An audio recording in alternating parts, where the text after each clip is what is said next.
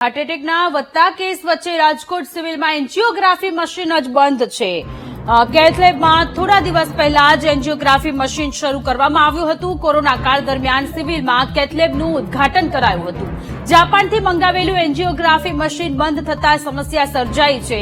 મશીનમાં ખામી થતા જાપાનથી મંગાવવામાં તેના પાર્ટ્સ આવી રહ્યા છે. અગાઉ પણ એન્જિયોગ્રાફી મશીન થોડા દિવસ માટે બંધ રહ્યું હતું. એન્જિયોગ્રાફી માટે ખાનગી હોસ્પિટલમાં 6 થી 10 હજારનો ખર્ચ થાય છે. સિવિલમાં એન્જિયોગ્રાફી બંધ પડતા દર્દીઓ ખાનગી હોસ્પિટલના ભરોસે રહ્યા છે. રાજકોટ સિવિલ હોસ્પિટલની આ ગંભીર બેદરકારી સામે આવી છે. હાર્ટ એટેકના કેસ વધી રહ્યા છે.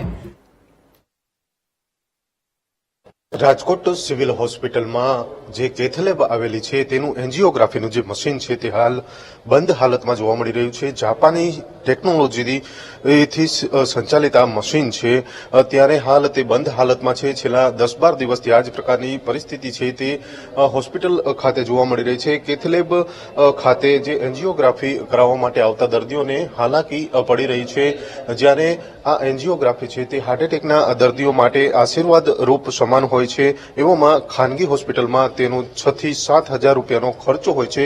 પરંતુ સિવિલ હોસ્પિટલમાં આ કેથ લેબ છે ત્યાં એન્જિયોગ્રાફી નિઃશુલ્ક થતી હતી.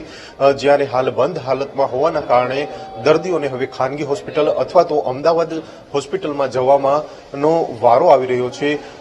જ્યારે આ કેથ લેબની વાત કરવામાં આવે તો સીએમ છે ભૂપેન્દ્ર પટેલ તેમના હસ્તે આ કેથ લેબનું છે તે ઉદ્ઘાટન કરવામાં આવ્યું હતું. પરંતુ ત્યારબાદ અહીંયા જે એન્જિયોગ્રાફીનું મશીન છે તે સતત બંધ હાલતમાં જોવા મળી રહ્યું છે. આજે પણ આ જ પ્રકારની પરિસ્થિતિ છે સર્જાઈ છે.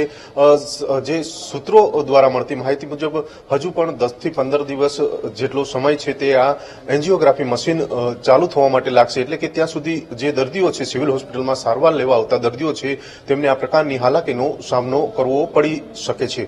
કેમેરામેન ધવલ સાથે Bhavesh Chandrava, VTV news, Rajkot. Private હોસ્પિટલમાં જ્યારે એન્જિયોગ્રાફી કરવા માટે જાય છે સામાન્ય જનતા ત્યારે 6 થી 10 હજાર રૂપિયાનો ખર્ચો થાય છે. ગરીબ વર્ગના લોકોને આ ખર્ચો પોસાય એમ નથી. જો કે મધ્યમ વર્ગના લોકોને પણ આ ખર્ચો પોસાય એમ નથી. છતાં પણ રાજકોટનું સિવિલ હોસ્પિટલ માત્ર શોભાના ગાંઠિયા સમાન એન્જિયોગ્રાફી મશીન રાખીને બેઠું હોય તે પ્રકારની પરિસ્થિતિ અત્યારે કેથ લેબમાં જોવા મળી રહી છે. થોડા દિવસ પહેલા શરૂ કરાયું હતું, આ પહેલા પણ બંધ થયું હતું. જાપાનથી આ મશીન મંગાવવામાં આવ્યું છે, પરંતુ તેના જે પાર્ટ્સ છે તે પણ જાપાનથી મંગાવવામાં આવતા હોય છે. કોઈ જ પ્રકારની તૈયારીઓ રાજકોટ સિવિલ હોસ્પિટલમાં નથી કરવામાં આવી. કોંગ્રેસના નેતા પ્રશાંતભાઈ આપણી સાથે જોડાયેલા છે. વશરામભાઈ સાગઠી આપણી સાથે જોડાયેલા છે. વશરામભાઈ, સૌથી પહેલા તો આપનું સ્વાગત છે વીટીવી ન્યૂઝમાં. ગરીબ અને મધ્યમ વર્ગના લોકોને જો એન્જિયોગ્રાફી કરાવી હોય રાજકોટમાં તો એ લોકો 6 થી 10 હજાર રૂપિયાનો ખર્ચો કરાવી અને પ્રાઇવેટમાં કરાવે. પરંતુ કેવી રીતે કરાવે? કારણ કે એ લોકો પાસે તો રૂપિયા જ નથી. સિવિલ હોસ્પિટલમાં એન્જિયોગ્રાફી મશીન બંધ પડ્યું છે, બંધ હાલતમાં છે, લોકોને હાલાકી. રાજકોટ સિવિલ હોસ્પિટલ હોય, એમ્સ હોસ્પિટલ હોય, એમ્સમાં હજી પૂરતા દર્દીઓ ડોક્ટરો પણ નથી. સિવિલ હોસ્પિટલમાં વારંવાર મશીનો બંધ થઈ જાય છે. એની લોકો થાકી ગયા છે. ગરીબ અને મધ્યમ વર્ગના લોકો માટે સિવિલ હોસ્પિટલ એ બહુ જરૂરી છે. એમાં તમામ સાધનો, પૂરતી દવા હોવી જોઈએ. એ દવા પણ પૂરતી પ્રમાણમાં મળતા નથી. અમુક ઇન્જેક્શનો બહારથી લેવા પડે છે. આવી પરિસ્થિતિ ઘણા સમયથી ચાલી રહી છે. અગાઉ પણ હવે સરકારને લેખિત આપ્યું હતું. અગાઉ જે તે સમયે રાજકોટ સિવિલ હોસ્પિટલના સુપ્રિન્ટેન્ડન્ટને પણ હવે એક આવેદન પત્ર આપી કોંગ્રેસ તરફથી કીધું કે આ મશીનો વારંવાર બંધ થઈ જાય છે, એની તપાસ કરાવો. એ પહેલા પણ ડુપ્લિકેટ સાધનો અંદર ફિટ કરેલા આવેલા હતા, એવા મશીનો પણ હતા. ત્યારે વારંવાર રાજકોટ મહાનગરપાલિકા હસ્તકનું હોય કે સિવિલ હોસ્પિટલનું હસ્તકનું હોય કે બીજી કોઈ પણ બ્રાન્ચનું હશે, આમાં ક્યાંક ને ક્યાંક ભ્રષ્ટાચારની બૂ આવી રહી છે. વશરામભાઈ, ગરીબ અને મધ્યમ વર્ગના લોકો શું કરે? કારણ કે એ લોકોની પાસે અત્યારે પૈસા નથી. બીજી બાજુ જાપાનથી આ મશીન મંગાવવામાં આવ્યું છે. મેડ ઇન ઇન્ડિયાની મોટી મોટી આપણે સૌ વાતો કરીએ છીએ, પરંતુ એનું અત્યારે આ પરિણામ આપણને મળી રહ્યું છે કે પાર્ટ્સ પણ જાપાનથી આવી રહ્યા છે.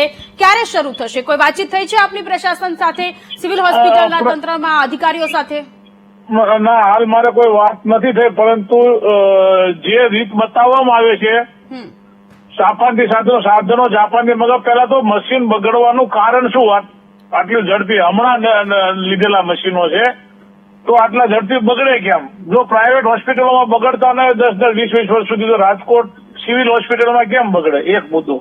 બીજા મુદ્દામાં પ્રશાસન જયારે કોઈ પણ આપણે મુદ્દતો દેવા લઈ જઈએ છીએ ત્યારે એમને એની પાસે કોઈ મોટું પીઠબળ હોય, કોઈ નેતાઓની એવી રીતે ચર્ચાઓ કરતા હોય છે. આની પહેલાના સિવિલ સુપ્રિન્ટેન્ડન્ટને પણ વારંવાર રજૂઆત કરેલી, એની પણ સારી રીતે બદલી ટ્રાન્સફર નથી થઈ. કારણ કે ક્યાંક ને ક્યાંક કરપ્શનમાં નામાન તેમાં આવે એટલે અનુસંધાને ટ્રાન્સફર થઈ. આ નવા પધારેલા સુપ્રિન્ટેન્ડન્ટ પણ ક્યાંક ને ક્યાંક ગોલમાલ કરી રહ્યા હોય એવું મારી દ્રષ્ટિએ દેખાઈ રહ્યું છે. જી વૈષ્ણવભાઈ, આપ અમારી સાથે જોડાયા તે બદલ આપનો આભાર. ઘણા બધા સવાલો થઈ રહ્યા છે. કોરોના સમયે એન્જિયોગ્રાફી મશીન મંગાવવામાં આવ્યું હતું, પરંતુ આટલા ઓછા સમયમાં મશીન બીજી વાર સતત બગડી રહ્યું છે.